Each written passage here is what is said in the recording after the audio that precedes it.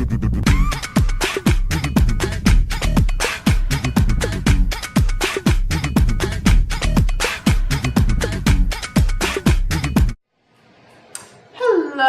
thank you for tuning in to another episode of the VaShaunna Renee Experience. I'm so excited about today. I don't know, this lovely, gorgeous woman Thank you. sitting next to me. You've been all over the world. She is, look, if you watch TV, look, as much as I do, I'm sure she looks familiar.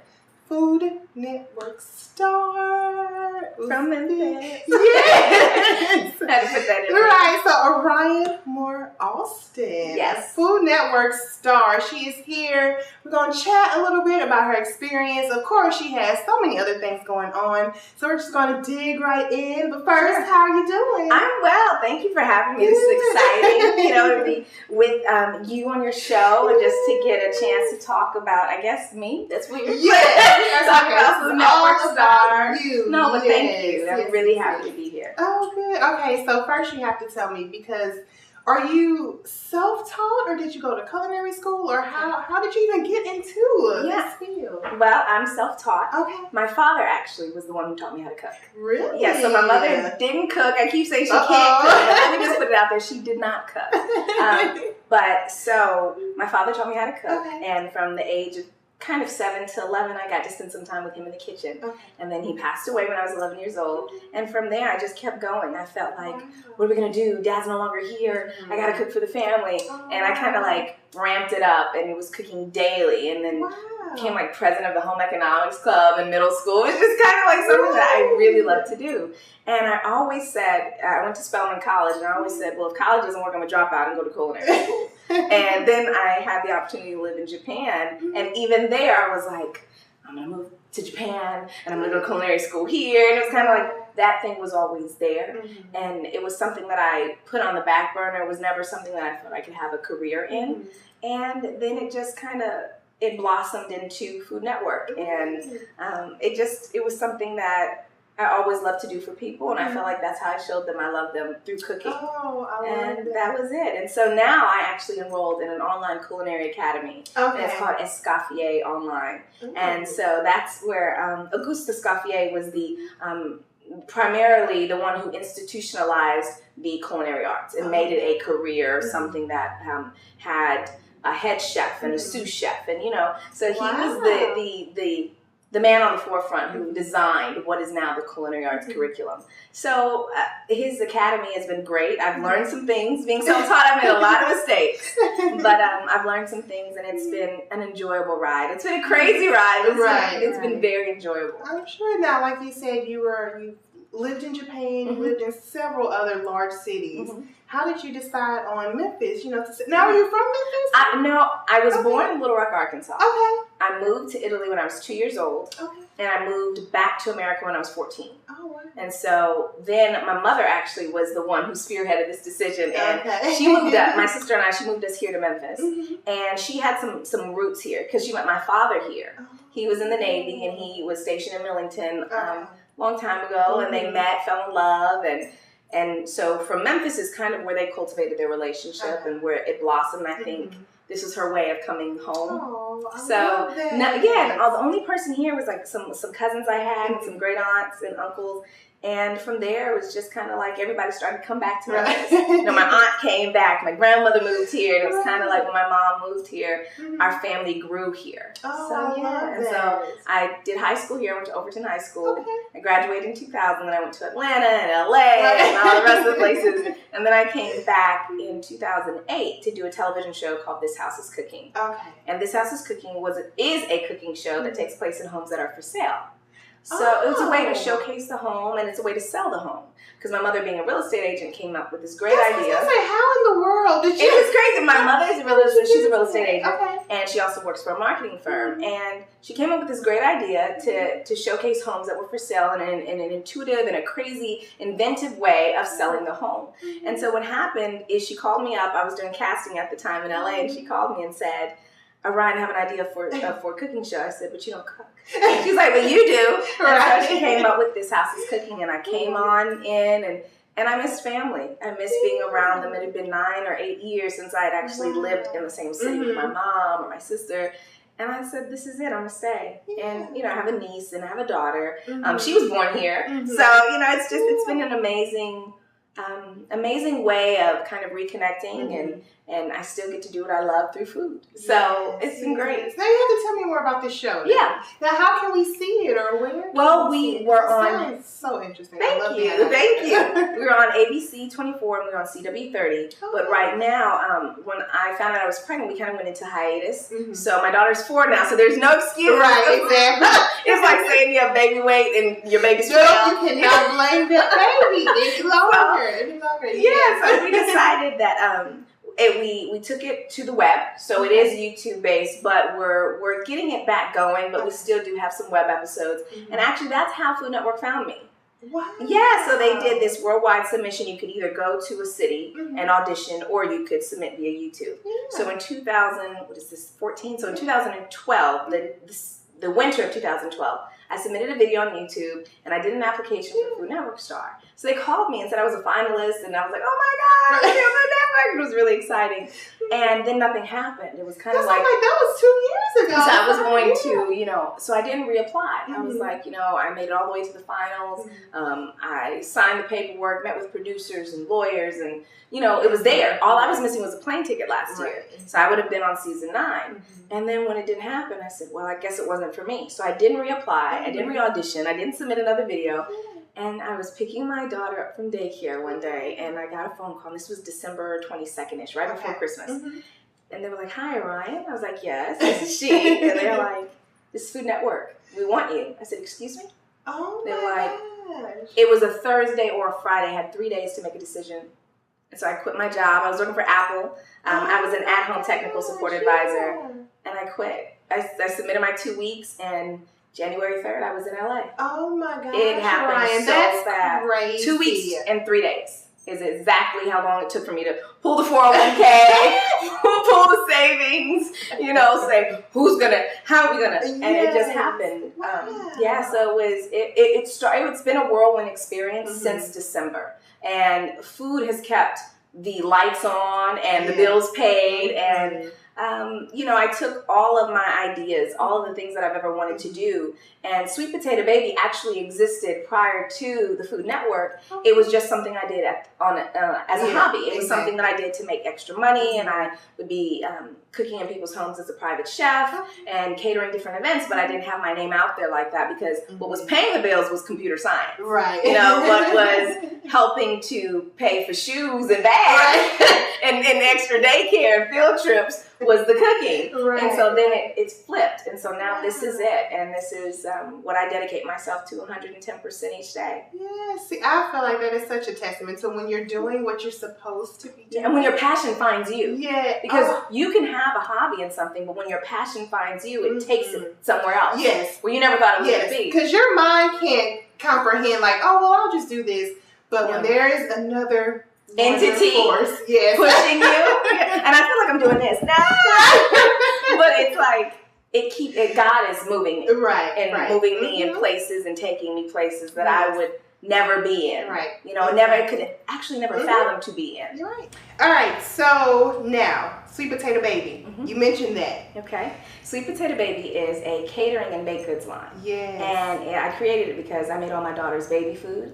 And I pureed all these fruits and vegetables, and then I started throwing them into cupcakes and cakes and all of these things. So we have everything from our Sweet Potato Baby cupcake to our red velvet that's made with beets, and our yellow cake is made with butternut squash, and then I have a mint chocolate chip that is made with spinach actually, and it has a mascarpone mint ice cream. A mint ice cream like topping. So it's just.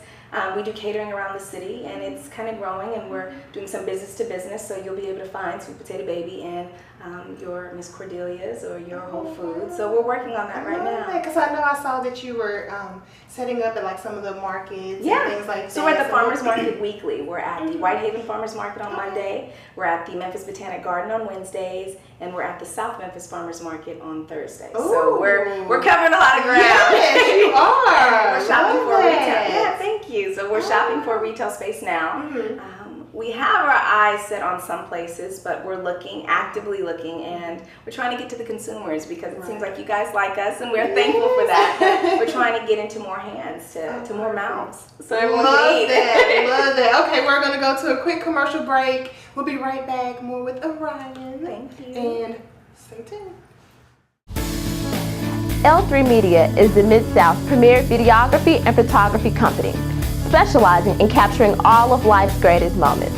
Whenever you need talented and professional service for your events or business, L3We are back with Miss Aryen. She is, of course, Food Network star, Sweet Potato Baby. Look, cooking show. She's got it all. You're doing so much, and you're doing that too. Wow.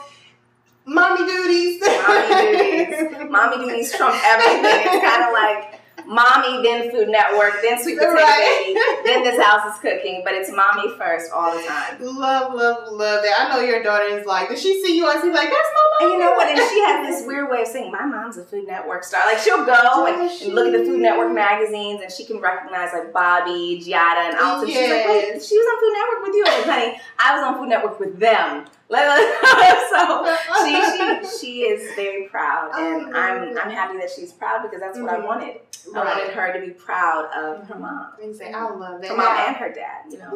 Yeah. Now on Food Network Star, there are so many different personalities. You all were from everywhere. No one was from the same place. It's crazy. We were all plucked from different parts of the USA. Yeah. Now, how did you all mesh with so many different persons? Or did you all mesh? Maybe I should ask that. You would think that there were some, I wasn't involved. There were some head bunning going on, but for the most part, we all kind of just eased on into it.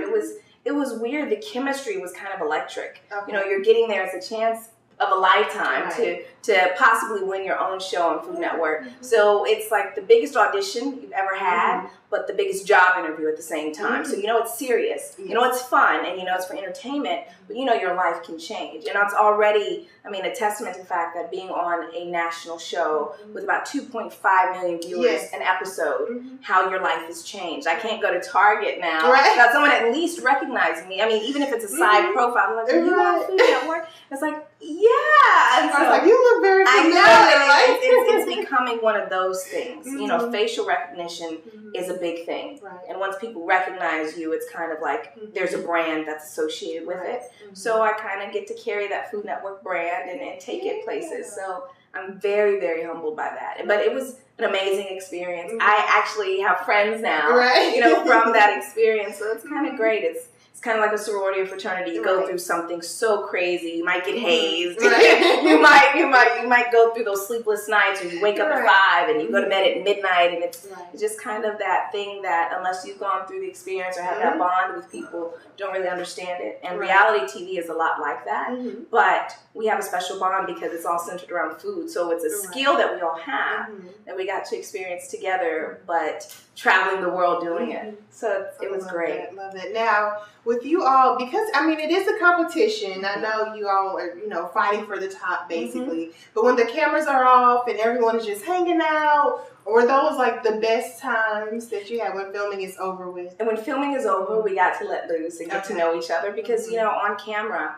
we weren't really able to talk about ourselves in the way that you would when you meet someone for the first time. You're trying to tell yourself in a different light, so you're trying to say everything that you're good at and everything, but when you're behind the scenes, you can say, I pick my teeth, and it's just something, it's just things that you get to find out about other people that makes it real.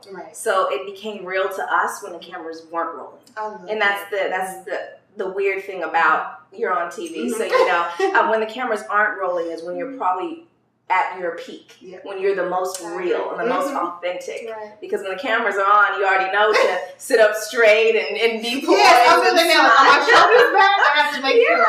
You have to put it on. So, but no, I've met some great people, had the greatest opportunity, and still going. So it's great. It's still going. Now, Lenny, he was the winner. Yes, the cowboy. Country boy, yes. Now, did you expect, or did you think, I mean, I'm sure in your mind you're thinking, oh, she's my biggest competition, or he may be the winner, you know, what? Especially once you were gone. Because, of course, in your mind, I'm the winner. Yes, of course. Right? Until you're eliminated, you're the winner. Right, but then once you're gone, who were you rooting for? Did you know what? I didn't, to be honest, everyone was so good. Okay. And everyone, of course, has their weaknesses, their flaws, all of that.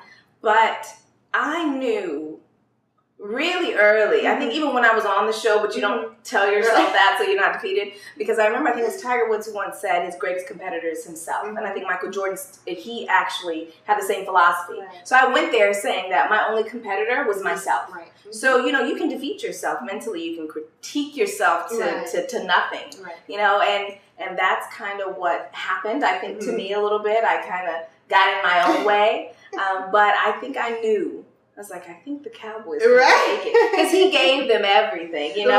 Like, he was going to take his shirt off for the camera. He was going to do it. And I think, you know, I drew the line. I'm going to take my shirt off.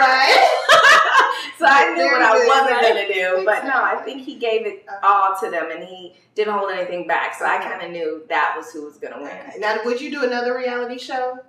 If I was in charge of everything. Oh, okay. So yes, I would do it, but it would be on my own, my own accord. I would know what is being filmed, when it's being filmed. You know, you're in the dark the whole time. So they bring you to set, you have no idea where you're going. They just put you in a car and say, we're driving, and then you wind up on YouTube, and you're like, what? You know, so it was all exciting because you knew nothing, but I would like to take the reins this go round, and that's why I have a show that I can do that. You know, I can see what is aired. You know, I can be in the editing booth. You know, so yeah, I'd like to.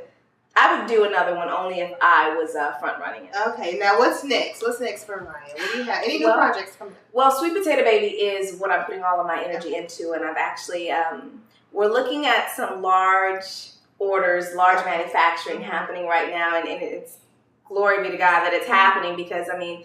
Well, if I can get into a Kroger, if I can mass produce my items on a large scale, then I can not just only be in local business to business, but I can be in Chicago, I can be in New York, I can be in LA all at once. The beauty of technology and manufacturing, but that's the goal, to get Sweet Potato Baby on the minds of everyone.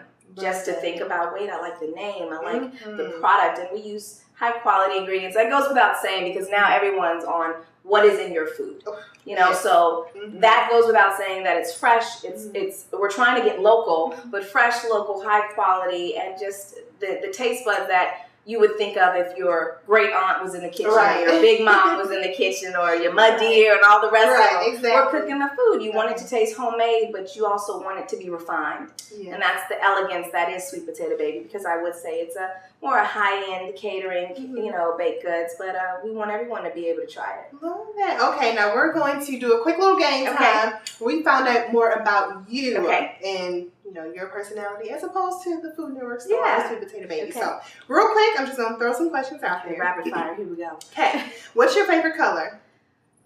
Blue. I don't know. Okay. Blue and black. What's the nastiest food you've ever tasted? Ear cartilage. Oh. It was in Japan. I was not expecting that. Okay. Ear cartilage. It was disgusting. Oh, wow. Okay. I didn't like it. Are you a shower singer? No. I'm a shower dancer. The music. I'm a shower dancer. Okay. What's the best gift you ever received? A MacBook Pro. Thanks, Mom. I graduated from college, and she bought me a MacBook Pro, and I was like, this is it. The creme de la creme. I was done. It was over. Okay, your favorite drink? Ooh, alcoholic? No. either or. Okay. My favorite drink is a Midori sour. Ooh. It's like an amaretto sour with Midori liqueur. That is my favorite drink. Amaretto sour is my favorite. Okay. What makes you happy? Last question. Life. Oh. Life makes me happy. I kind of like wake up and I'm like, I don't know. I watch a lot of kids movies because I have a daughter. But there's this movie called The Cruise. Yes. And they just are trying to stay alive every day. And they wake up and they're like, still alive! Right. So that's kind of it. I just wake up like I'm still alive. I still get a chance to do it. Right. Exactly. You know, and I lost my father young and he was 42. I was 11 and I actually found him dead. And a lot of that, I could have had that, you stop me. And I was actually asking him to go cook. Oh, so I had to ask in Italy, we had a gas stove, and I had to ask before I was in the kitchen to let someone know I was cooking with fire. Right. And so that's how it happened, and it could have deterred me from ever wanting to cook again. Exactly. Or even going in the kitchen. Yeah, and so for me, it was kind of like his spirit is there with me, and I get to say, Dad, I'm still here. I'm still alive. I still get to do it, and that's all. You know, being able to teach my daughter things and be with my family and spend those moments that, I mean, you have to cherish those memories, but I'm still alive. And that's what motivates me. Life motivates me. Oh, you have just... thank you. This has been such a great interview. Of course, we're coming to an end, but I always give my guests their time to shine. Okay. So this is just when you are able to let everyone know how they can get in touch with you. Yeah. How they can reach out. Tell everyone how to get Sweet Potato Baby so they can know how great it is. So this is your time. You go ahead. All right. Well, we are on the web, of course, www.sweetpotatobaby.co. That's C-O. We also are on Twitter at Sweet Potato BC. We're on Facebook at Sweet Potato Baby. We're on Pinterest at Sweet Potato Baby. I can keep going. We're on YouTube. We're on Instagram. But if you go to sweetpotatobaby.co, you'll get access to everything. And we have some live feeds from Twitter and Facebook. So you'll be able to find out where we are. We're at the farmers markets here in Memphis locally. We're Mondays at the Whitehaven Farmers Market. We're Wednesdays at the Memphis Botanic Farmers Market. And we're on Thursdays at the South Memphis Farmers Market. And we're growing, so we'd love for you to grow with us. So come try our desserts, our catering, and our menus are online, and we'd like to service your next gathering. Here we are. Love that. Thank you. Aryen Moore-Alston. Thank you so much. You are much. wonderful. Thank you so much for coming. Yeah. I truly enjoyed you. This has been fun. Of course, thank you all. Support her. Please. She's wonderful, as you can see. So we have another commercial break, and we have another guest coming right after this, so make sure you stay tuned. L3 Media is the Mid-South's premier videography and photography company, specializing in capturing all of life's greatest moments. Whenever you need talented and professional service for your events or business, L3All right, we are back. Oh, listen now. Aryen was wonderful and gorgeous, but now we have this dapper young man here. Mr. Reginald Goodrich. He is the Memphis Coordinator for the Universoul Circus. So, I know you've been busy trying to get the word out there about the circus. We have been. We've been extremely busy, hitting all of the beauty shops, the barber shops, the parking lots, you know, and we've been blasting it up on the media as well. Yes. I'm sure someone out there has heard one of our commercials. Oh, yes. Promoting the circus. Yes, you have to. Because it's all over the place. Now, how do you keep it running so smoothly, and how is it so, every year everyone is excited about it. Sometimes it's like, oh, I've seen that. But every year people are excited. How do you keep everyone so into the Universoul Circus? We change a lot of the acts every year. Okay. The owner of the circus, Mr. Cedric Walker, travels the world looking for new talent. Okay. And for new acts that no one has seen in the United States. He's traveled to Africa, he's traveled to China, he's traveled to Russia, all over Europe, all over South America. Wow. Looking for new acts. Okay. Now, is it different from city to city? Like if I see the one in Memphis and I go to St. Louis, I'm going to see something different? Or is it the same, is it the same performance? You give us the same thing each time? the circus performance, when we go on tour for the season, it's the same act from city to city. But when we go locally, in every city, we like to use local talent as well. Okay. So this year, we're going to have the circus starts, the grand opening night is August 26th, 7:30. That first night, we're going to have the Millennium Madness Drill Team, a group of talented young ladies locally that will be out performing as well. So I suggest that you come early. Show starts at 7:30, but we suggest you get there about 7 o'clock so that you don't miss any of the action. You can be seated and be comfortable and that kind of thing. Now on Wednesday, we're going to have Stan Bell's going to come out with V101.1, and we're going to have an old school party that night. On Thursday, it's gospel night, so we focus on different choirs throughout the city, including the New Direction Christian Church choir, as well as many others. On Friday, we're going to have the Memphis Grizzly Grannies come out and perform. Yes, I've seen them perform. Have you seen them perform? A couple of seasons ago. Ooh, I saw them during halftime. Yes, they are something else. Let me tell I'm looking forward to that myself. Yes, they are something else. I don't know. They call them grannies, but those women out there, I don't know. They may not be grannies. I don't know. They are something else. But the show's been going since 1994. Correct. Now, when it started, was there any pushback at all as far as, coming up with I guess you would call it an urban event? Well, historically, black circus has been around for a long time. Back in the day when African Americans were not allowed to go to the circus that came to town due to segregation, we created our own circus and our entertainment for our own community. And we used to travel, and the circus at that time traveled the Chitlin Circuit, if you will. They'd have a parade coming into town, and everyone would follow to the big top, and then they would have a show, and be a show for a series of days. I'm glad this has come back as far as entertainment for people of color. It's an opportunity for us to see us doing something different, other than being on the news every day, in a negative way. But it's great family fun also, and it brings families together, and the values that are displayed during the circus itself are very wholesome. Gotcha. Now you have about 75 performers, 12 different acts. How do you keep so many people happy enough to come out and give us 100? I mean, these people give it their all each night. Is it more like a family, or how do you keep everyone behind the scenes that puts it together? How do you keep them so happy? It is very, very family oriented. Okay. I mean, the travelers, the performers, and the crew, we all travel together, and we actually set up a small city at each site. Some are traveling in RVs. They have their families with them, their wives and their children with them as well.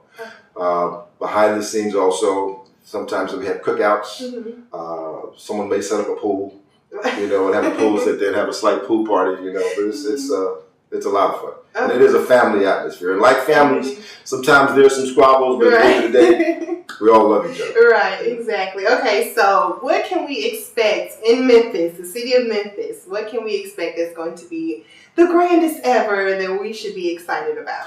Oh, just the fact that we're here. We bring the big top here, the greatest show on earth. We bring that with the Universoul Circus. Right. It's going to be a lot of fun this year. We're hoping everyone will come out and enjoy themselves. Okay, now you have to tell everyone how they can get tickets, where the circus is located. If they don't know, I don't know who doesn't know, but that information. Well, the box office is going to open up on Monday, August 25th at 4 p.m. So everyone will be able to go there and purchase their tickets. You can get online, go to Ticketmaster and purchase tickets. We did have a sale on Groupon, but I think that's ended now.